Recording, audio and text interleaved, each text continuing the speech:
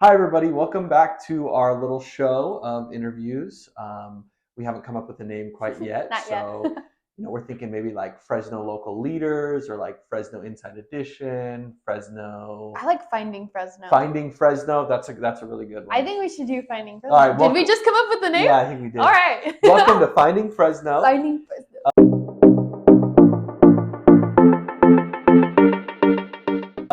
We're going to learn a little bit about Tatiana Ruiz here. She is a realtor and also my fiance and partner in crime, business, personal, emotional, everything. Anyways, go ahead and introduce yourself and maybe just tell us like a little bit about kind of what you do and what your career/job is. Go ahead. Okay. Hi, everyone. My name is Tatiana Ruiz, and I am a local realtor here in Fresno, California. I currently work at Guarantee Real Estate as an admin. I do a lot of transactional work, just a lot of office stuff to get by. It's actually really helped me, kickstart everything and learn about contracts and all of that. Yeah. Nice. Okay. And how long have you been in the business? I've been in the business probably for a year and like 6 months. Yeah, I think so. Year and 6 months, so a year and a half. Yeah. Awesome. Okay. And tell us how you got into real estate, like kind of your real estate story. Okay, this is gonna be kind of like a Joe has his own story with his own interview, but I kind of want to like add it onto that. So basically, how it started was he was getting into real estate investing and everything. I've never even thought about investing in real estate until he brought it up and started telling me like, hey, this is what I want to do. I want to invest in real estate and I want to house hack and all of that. And I was like, okay, it sounds like a good idea. And I was all on board. For it. I'm like, sounds great. Sounds like a good way for us to live in a house that we could pay off affordably. Anyway, so I suggested, well, let's get a real estate license. And he was like, well, we don't really need to do that as real estate investors. And I was like, okay, well, I'm going to do it anyway. And I found a place online to like start the courses and everything. And then I was like, I'm going to do it. Then She didn't tell me any of this, by the way. She just told me one day, she's like, oh, by the way, I signed up to do my real estate class. Yeah. I was like, okay, well, now I'm going to. Yeah, that's exactly what happened. He was like, well, I'm going to do it now too then. And so we just started doing that together. And then he got his license first, and I got my license next. And it kind of started from there. And now, well, we didn't really know what we were getting into at first. Definitely. So we just thought we were going to like have our licenses and invest and all of that. And when we dove into it, we realized like, hey, this is actually a career we can pursue. And we wanted to actually get into the more real estate agent, realtor side of it. So that's that, and here we are now. Yeah. And how has been your first year in it? Are you liking it? Oh, I feel like I'm in such the right business because I feel like I love real estate and I love working with you. Maybe that's what makes it so much better. I love it so far. It's great seeing all different types of houses and areas in Fresno. It really opens your mind. Like when going on a drive, you don't really like look at the houses. I mean, like I did it at first. And then as I started real estate, now that's all I can think of. Like, oh my gosh, landscape, housing, like everything. Even when we go out of town, it's so funny. Like, we'll stay in a house or something like that. And we estimate how much we think a house is worth and all of that. So it's great. But that's what I love about it. Okay, awesome. And now let's tell us a little bit about yourself outside of real estate. What did you do before real estate? Okay. Well, I was coaching a lot of tennis. I grew up Tennis star. not a tennis star. I grew up playing tennis, so it's been a big part of my life. Um, I all around Fresno, all the places that you've heard of to like play tennis, I probably played over there in Fresno. But I used to travel a lot for and to play and all of that. So I was really into sports, and tennis was my sport. And my dad trained me. I used to train like 5 in the morning, in the afternoon, and then as after I graduated, no, in the middle of high school, I was teaching kids to play tennis because people were asking me, well, can you give my kids tennis lessons? And my dad was like, you should do it. And I thought, okay, I'll do it, but I don't know if I'm going to be any good at it. But I think I was pretty good. And I'm still coaching here on the side just for family and friends. And it's something I definitely like doing, but it's not, I mean, something I like doing, but I think real estate is where I want to go. Would you consider that one of your hobbies still? Yes, Yes. definitely. Do you have any other hobbies that you know? I I just got into golfing. Okay, I used to hate it. She's very athletic. I used to hate golfing, but I started getting kind of good at it. And when you get good at something, you're like, oh, I want to keep playing. So I'm not saying I'm really good. I'm just saying that I was doing better than I thought, than I did in the very, very beginning. So that I love just, I pick up a lot of, I tried to pick up a lot of things. I think that's just. I think most people do. Do you have any like main favorite hobbies? I guess you could say things that you. I actually really like working out. I mean, I don't work out as much as I probably should or want to, but I actually really love working out. I love. I go to this place called Hot Works. It's like one street over, and I love going over there. It's so fun. It's a great, easy way to just get a quick workout in. So I'll run over there and do my workout and then run back, and that's one of my hobbies, I think. Yeah. Nice, nice. Anything else that you like doing or anything? I mean, I love hanging out with my friends. I mean, who doesn't? Who doesn't love hanging out with their friends? I love hanging out with my family too. A lot of the times when I hang out with friends or family, I always want to play a game. I always think, what's the whole point of hanging out if we can't add a little competition? Yeah. Helps Or with I'm really quality time and competitive. stuff too. Okay. Well, bringing it back to real estate and things like that, what challenges have you faced being a realtor, in the last like year and a half? I think the biggest challenge would be, um, first, it was being on the phone. Being on the phone is like something that I feel our generation what isn't super accustomed to because we like to text a lot. I mean, we FaceTime our friends, but getting on a phone call with strangers or just random people, it was really hard at first. And then you kind of are kind of forced to do it. So then you get used to it. So that was a big challenge for me. But then after It's not as bad now, it's right? not as bad. I mean, I will pick up the phone for anybody now. It doesn't matter. So call us if you want to buy a house. Call us. We like a good phone call. Yeah. I now understand why people did it back then. Okay. Okay. Was there any other challenges that you may have faced being a realtor? Yes. The Sometimes people can be really mean. Sometimes people can be really mean, but it's fine. I mean, it's just some people don't like to conversate, and also just kind of seeing the different types of personalities and trying to Definitely. Sometimes you don't match with certain people, and that's okay. Sometimes you don't match with certain people. It's definitely something we've learned. Yeah, and that's totally fine. But yeah, sometimes people are really mean, but that's okay. It's just part of being a realtor, honestly. Okay. Yeah. Do you have any things that make you stand out or strengths that as you as a realtor have versus others? I think a lot of realtors, I don't know. I know a lot of top realtors or realtors who do a lot of business. They have TCs, and those TCs do like all of the transactional work for them. I feel that I'm really good with the paperwork and getting Contracts, which is and all very of that. important if you ever get into litigations and things like Yeah. that, which does happen in the industry. We Mm-hmm. do our best not to. The contracts and the paperwork, that's where your butt's going to be covered. Yeah. So that's where she definitely shines.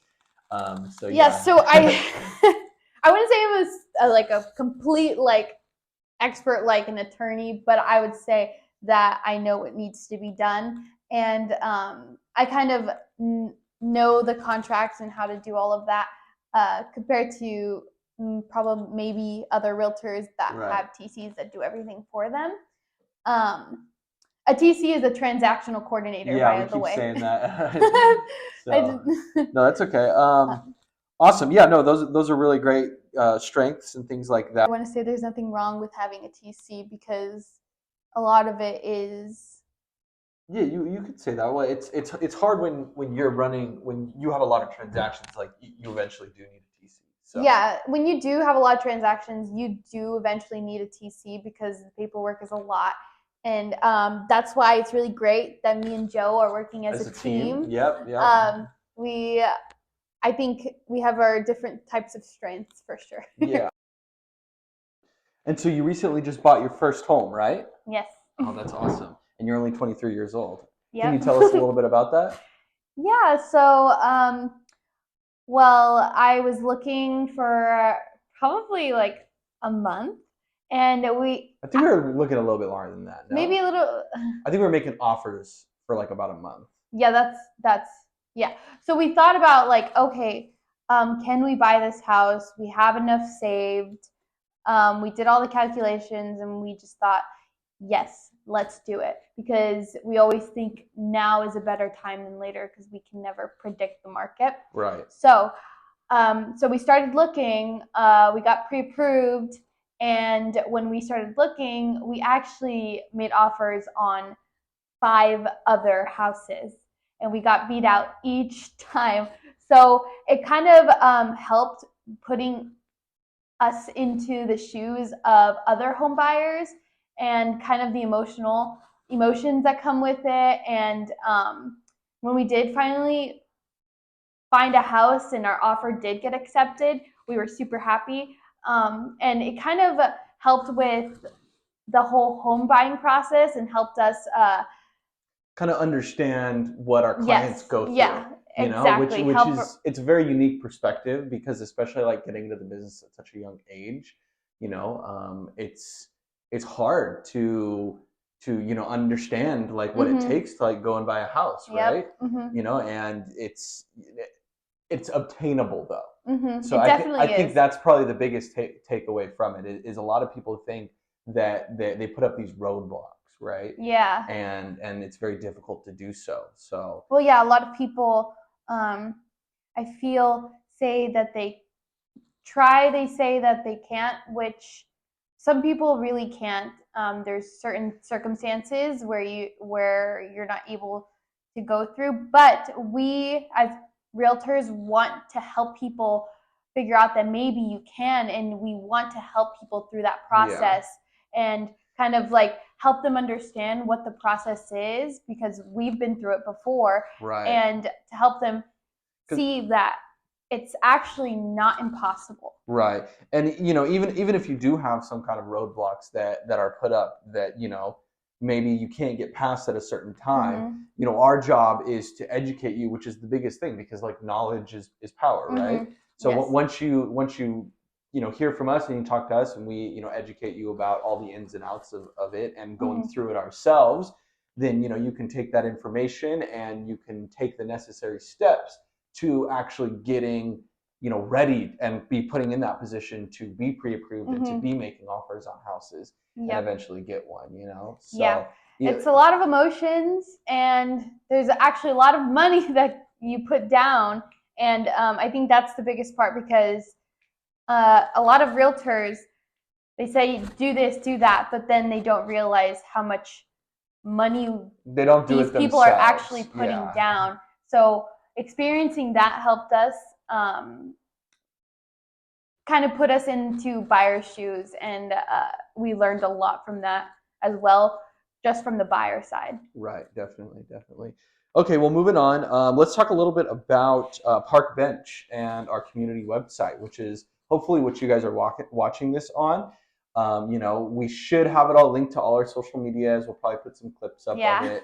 So, and you should be able to, if you're watching this on a different platform, go to our profile and click on the link, and that should take you to the Park Bench website.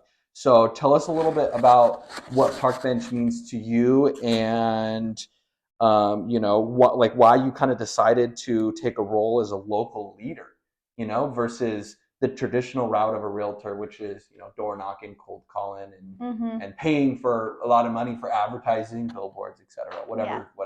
So yeah. Well, I actually love that question, because when we first got the opportunity to work with Park Bench, and they told us all about it, I was really excited, because one thing I love doing is getting to know people and getting to know different types of personalities and people and businesses. And this is exactly, Park Bench is exactly what that is.